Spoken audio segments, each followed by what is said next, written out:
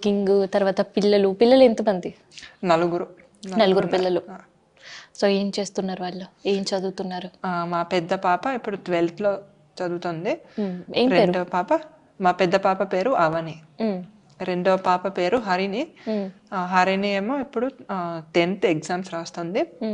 మళ్ళీ మా బాబు పేరు గోపాల్.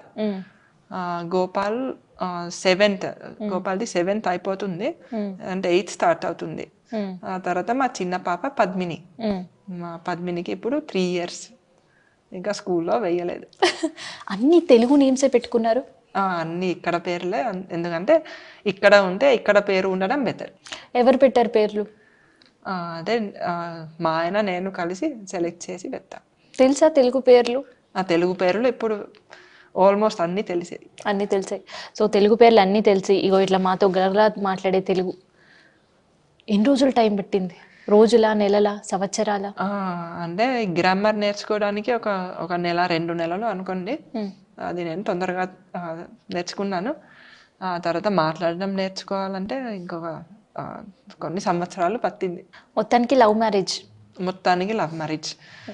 మా సైడ్లో అసలు అరేంజ్ మ్యారేజ్ అన్న కాన్సెప్ట్ కూడా లేదు. లేదు అక్కడ ఫిన్లాండ్లో? ఫిన్లాండ్లో లేదు, చాలా తక్కువ, అసలు లేదు, అసలే లేదు. ఒక్క అరేంజ్ మ్యారేజ్ కూడా ఉండదు, అన్ని లవ్ మ్యారేజెస్. అన్ని లవ్ మ్యారేజ్. మరి ఇక్కడికి వచ్చిన తర్వాత ఇక్కడ ఏమనిపిస్తుంది కల్చర్? ఇక్కడ ఎక్కువ అరేంజ్ మ్యారేజెస్ అనిపిస్తున్నాయి, లవ్ మ్యారేజెస్?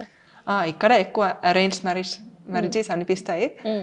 అది కూడా అది బాగుందని అనిపిస్తుంది. ఎందుకంటే ఓన్లీ లవ్ మ్యారేజ్ అయితే అదే ఎవరైనా దొరకాలి, అదే చాలా ప్రెషర్ ఉంటుంది. కొంతమందికి దొరకరు. ఫిన్లాండ్ లాంటి దేశాల్లో చాలా మంది ఇలా లోన్లీగా ఉంటారు. అంటే వాళ్ళకి ఎవరు దొరకలేదు, అదే లవ్ మ్యారేజ్ అవ్వలేదు, అంటే వాళ్ళకి వేరే ఆప్షన్ కూడా లేదు. ఇంకా మొత్తం అదే నేషనల్ స్కేల్లో చూస్తే కూడా అదే ఇప్పుడు అక్కడ పిల్లలు చాలా తక్కువ మంది పుడుతున్నారు.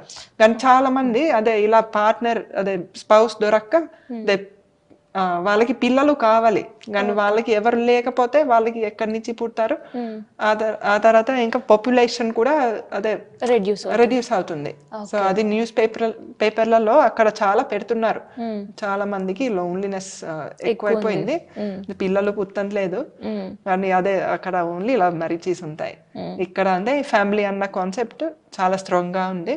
అందరికి కూడా ఆల్మోస్ట్ 99% అందరూ పెళ్లి చేసుకుంటారు అరేంజ్ మ్యారేజ్ వల్ల. అదే ఇంకా పెద్దవాళ్ళు కూడా అదే మంచి మ్యాచింగ్ సూటబుల్ పర్సన్ ని చూసి చేస్తారు.